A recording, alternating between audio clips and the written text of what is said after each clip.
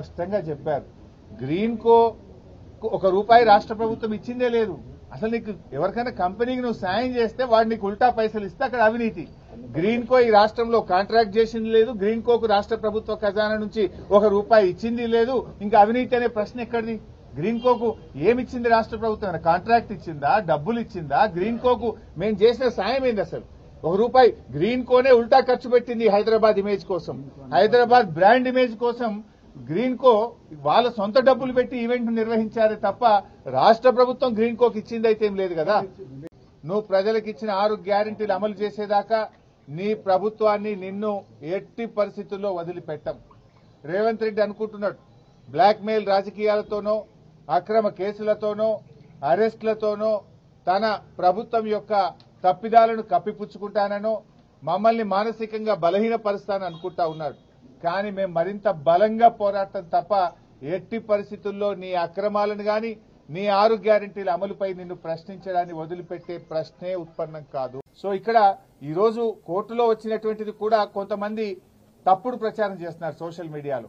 ఏదో శిక్ష పడ్డదనో అసలు కేసే ఓడిపోయిందనో ఏదో తప్పు జరిగిందనే విధంగా కొంతమంది సోషల్ మీడియాలో కొంతమంది కాంగ్రెస్ పార్టీ నాయకులు పిచ్చి కూతలు కూస్తా ఉన్నారు. ఇక్కడ చెప్పదలుచుకుంది ఏంటంటే అసలు విచారణే ప్రారంభం కాలేదు. ఇది తప్పుడు కేసు, దీన్ని క్వాష్ చేయాలని మేము వెళ్ళాం. ఇక న్యాయస్థానం విచారణ జరగాలి అని అన్నదే తప్ప ఇక్కడ తప్పు జరిగిందనో అవినీతి జరిగిందనో శిక్ష వేసిందో అనే ప్రశ్నే లేదు ఇక్కడ. కానీ కొంతమంది ఏంటంటే ఏదో తప్పుడుగా సోషల్ మీడియాలో ప్రచారం చేస్తూ ఒక గోబల్స్ ను ఒక తప్పుడు వార్తని ప్రచారం చేసే ప్రయత్నం చేస్తున్నారు. అటువంటి వాళ్ళు అది మానుకుంటే మంచిదని కూడా మేము వారికి హితవు పలుకుతా ఉన్నాం. సో ఈ రోజు తప్పకుండా మేము సంపూర్ణమైన విశ్వాసంతో ఉన్నాం. ఇది ఒక తుఫైల్ కేసు. మా ఆర్ఎస్ ప్రవీణ్ చెప్పినట్టు ఇది 100% తుఫైల్ కేసు. ఫైనల్ గా ఇందులో ఎలాంటిది కూడా బయటకు వచ్చేది లేదు. అసలు ఒక రూపాయి రాష్ట్ర ప్రభుత్వ ఖజానా నుంచే పోయింది లేదు. రాష్ట్రానికి ఆదాయం వచ్చింది తప్ప రాష్ట్రానికి జరిగిన నష్టమేం లేదు.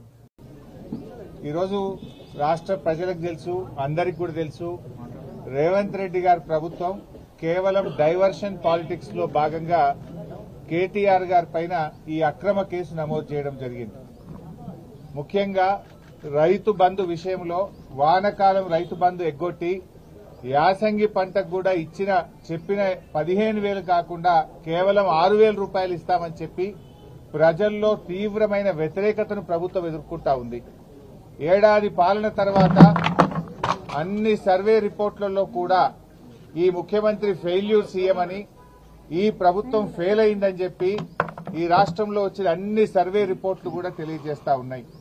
సో ఈ క్రమంలో మా అక్రమ కేసు పెట్టి ప్రజల యొక్క దృష్టిని మరల్చాలని ఒక డైవర్షన్ పాలిటిక్స్ కు రేవంత్ రెడ్డి గారు పాల్పడతా ఉన్నారు.